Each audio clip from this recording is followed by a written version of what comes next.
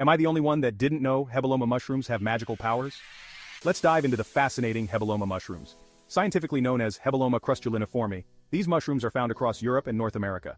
They play a crucial role in ecosystems as decomposers, breaking down organic matter and enriching the soil. Historically, they've been both feared and revered.